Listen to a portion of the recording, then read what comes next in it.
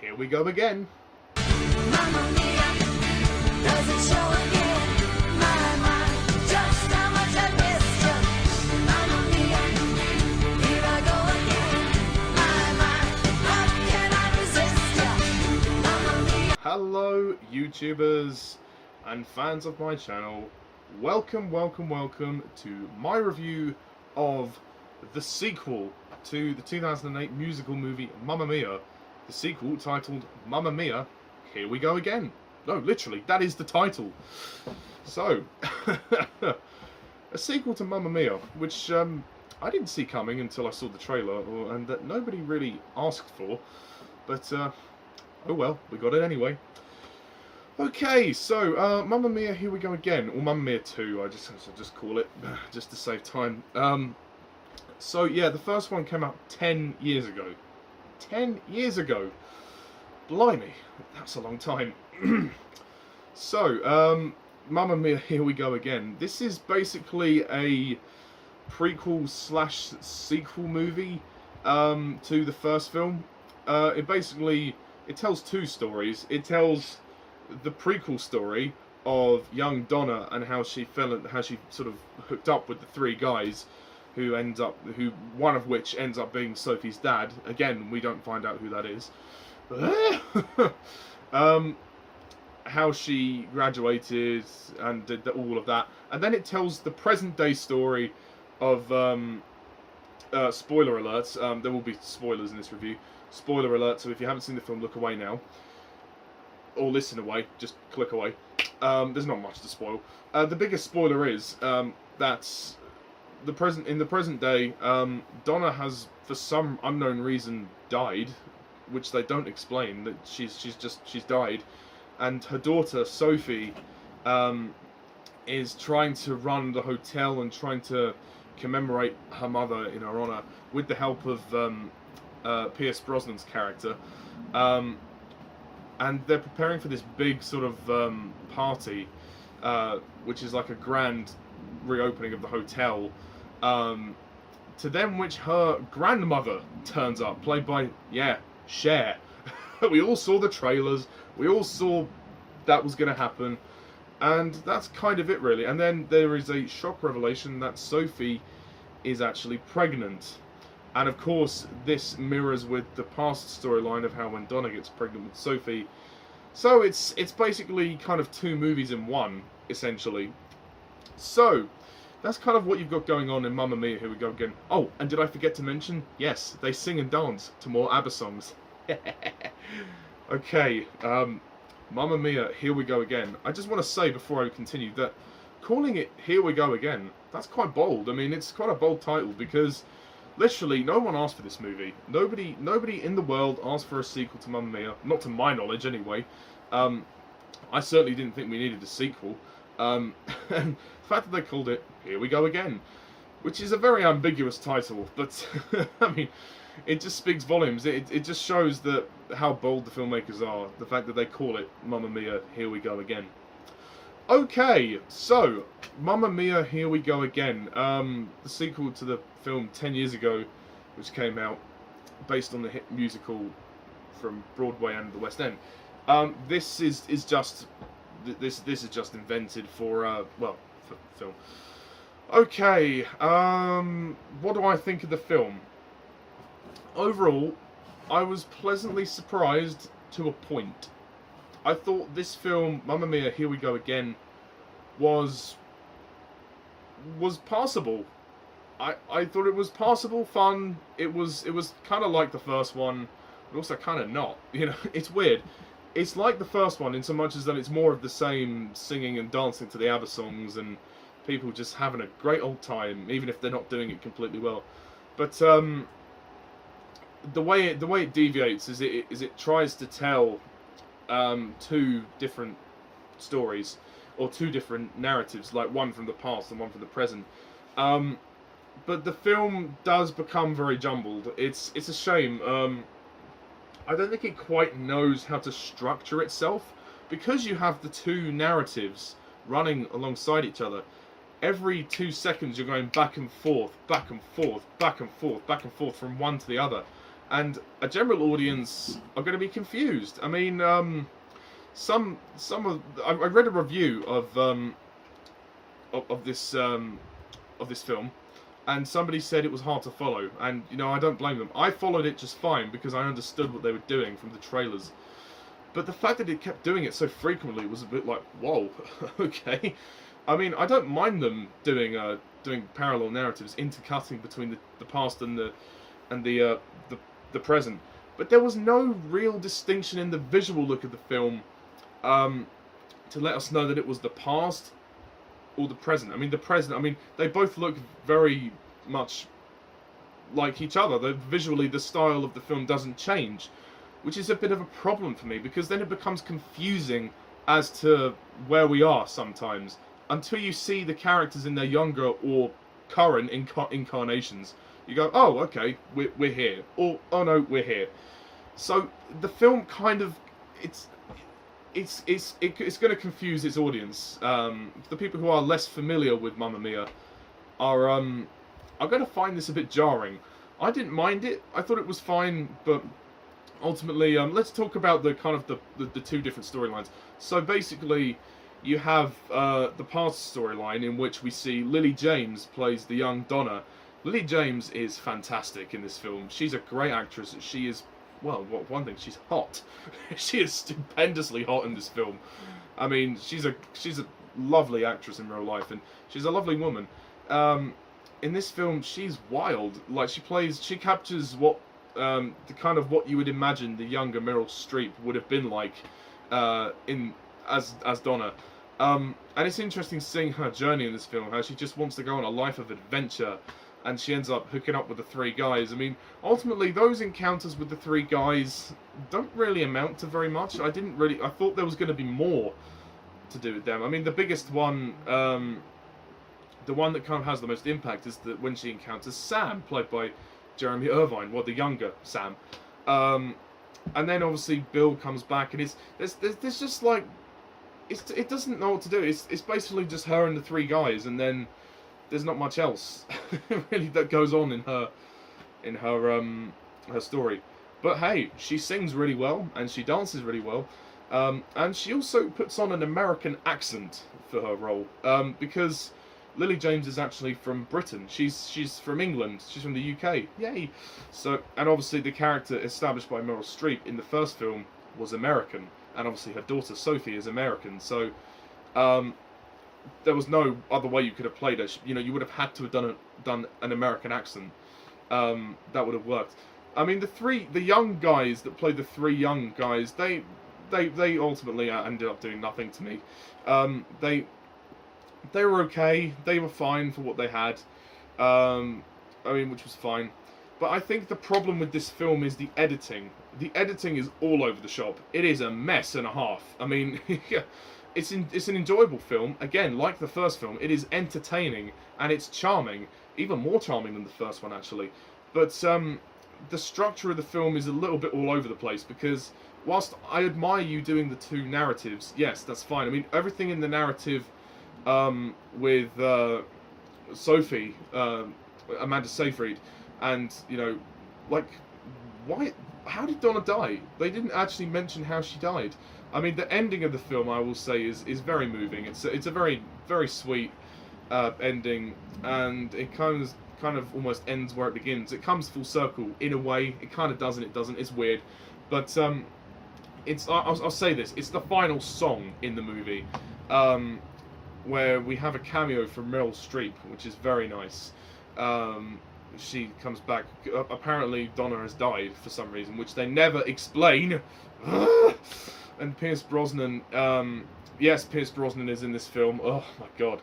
And I was initially kind of worried about this, because obviously we all hated his singing in the first film. So and as soon as he started to sing in this film, I was getting a little bit worried. But actually, it's okay. It's fine. I mean, he doesn't sing. He sings once in the movie on his own. He sings one solo, and that's it. He sings the very start of SOS, to which I was thinking, oh shit, not again, not again, please, not again. But thankfully, Pierce had toned it down, and they gave him much less to do with the singing. He made his role was mainly acting, and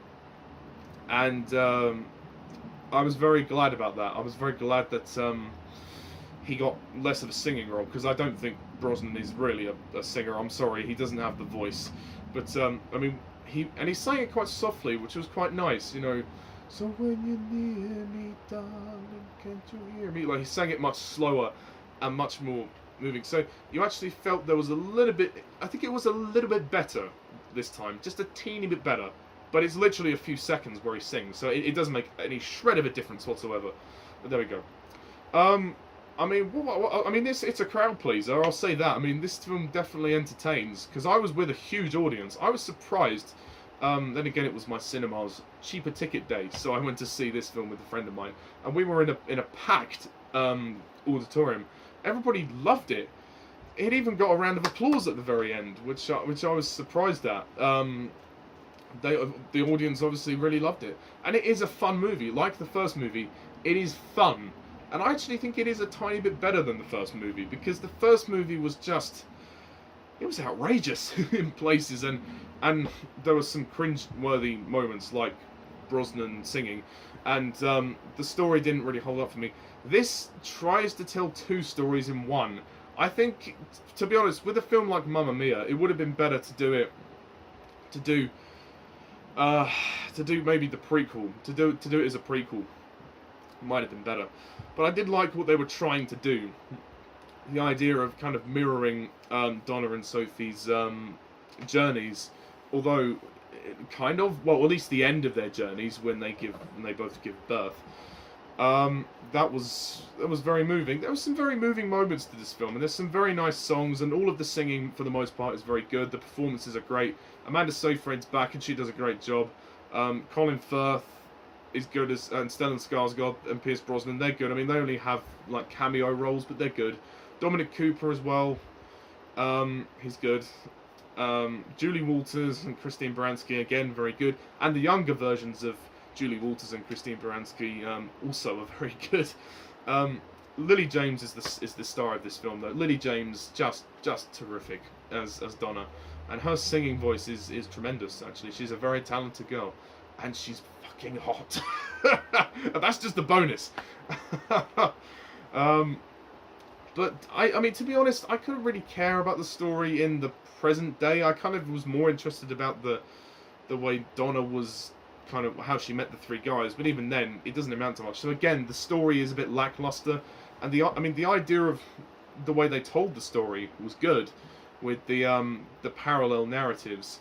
But I think the editing was too sporadic. It was every few seconds it would go back from one to the other, and you would think, hang on a minute, where are we? Like a casual viewer wouldn't know that. They would think, oh, okay, right, oh, well, whoa. So I think the editing needed to be slowed down a bit. Just spending more time within one storyline before cutting away to another storyline. I mean, they do that at some points. They do breathe between storylines, but there are times when it goes back and forth. Particularly towards the end, it starts to get really sporadic, and it's like, whoa, okay, stop. But I can't deny that this film is entertaining, like the first movie. It is a little bit better than the first movie, and it's a little bit slicker. It's a little bit better made. It's more competently directed, and there's actually more sentimental moments of this film rather than the cringeworthy moments of the first film. Brosnan, but I can't deny it. I mean, this was a pretty fun movie. Yeah, I don't really know what else to say about it. Would I say it again? Probably not. And also, Andy Garcia appears as Fernando. Lol, get it? And actually, yeah, regarding Cher's appearance at the end, we all knew it was coming. She was in the trailer. She was only ever going to appear in the one scene. That was a guarantee. I mean, we don't get much information about the grandma, what she does. She's obviously rich as fuck. I mean, she's living in LA and working in LA. She must be minted. But we never really get a sense of what she does. I mean, it's clear that she's it's weird. She just comes back to say she wants to be a grandma. Okay, what the fuck? It just comes out of nowhere. The reason why she returns just seems very pointless to me. It doesn't really make sense, to be honest.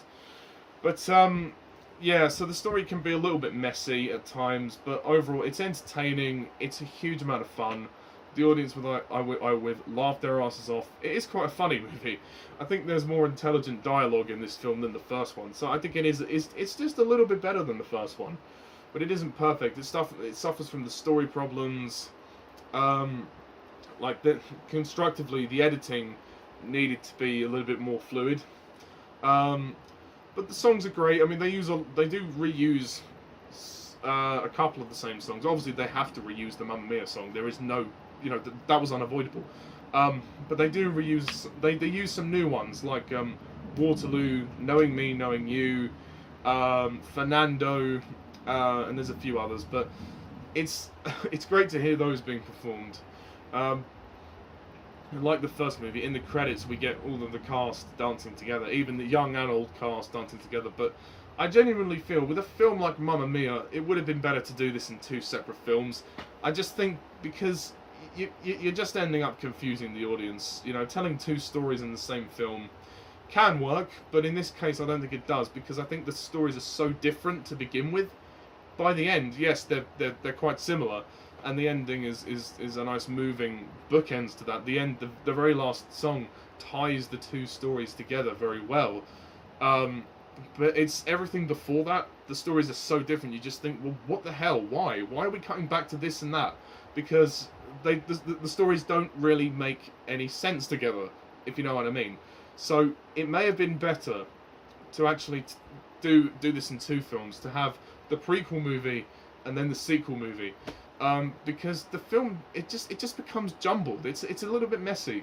I mean, enjoyably so, but still. Yeah, so that's kind of my main thoughts on the movie. I'm going to score Mamma Mia, Here We Go Again, a 6 out of 10. Mamma Mia, does it show again? My, just how much I missed you. Mamma Mia, here I go again. It is an improvement over the first one, and I definitely enjoyed myself more watching this one rather than the first. I mean, it's definitely less cringy than the first one, but narratively, it doesn't speak many volumes, shall we say. But, even if you just go and see this film just to hear them sing and dance to ABBA, then you're going to have a good time. I think it's about the same length as the first one. It's about 2 hours long. Weirdly enough, I think the third act is quite long. It takes a while to end. I think by the time we get to when we get to I think when we get to Dancing Queen, I thought, oh, okay, we're near the end now. We're kind of wrapping up. And then obviously Cher appeared, and I was like, okay, that's good. But then they go into another couple of songs. It's like, blimey, this film just goes on. I mean, it doesn't feel too long, but the ending feels long. This film it feels like the third act is a bit dragged out. Maybe the third act is a little bit dragged out. It's also worthy to note that the film was also helmed by Richard Curtis. He's a very good writer, directed by Ol Parker as well. So, I mean, that's really all I've got to say about this film. It's entertaining, it's fun, but it's not a perfect film, so don't get your hopes up. It's not really good, but it's fun. It's a fun movie. It's a sequel we didn't ask for, but hey, we got it anyway. We get a lot of those now. So, that's my review of Mamma Mia, Here We Go Again. So, what do you think of the film? Do you agree? Do you disagree? Please put your comments down below and let me know. What is your favourite of the two Mamma Mia films? Is it the first one, or is it this one? Stay tuned next time when I review Mission Impossible Fallout, which will be coming soon. I've reviewed the other 5 movies of Mission Impossible on my Ollie Pajak channel, so if you want to check those out, that's perfectly fine. Also, stay tuned for the Pixar ranking to continue. That will be coming soon to a YouTube near you. And that's all for now. And until then, guys, thank you all for watching. And as always, I'm Mr. Titus11. See ya.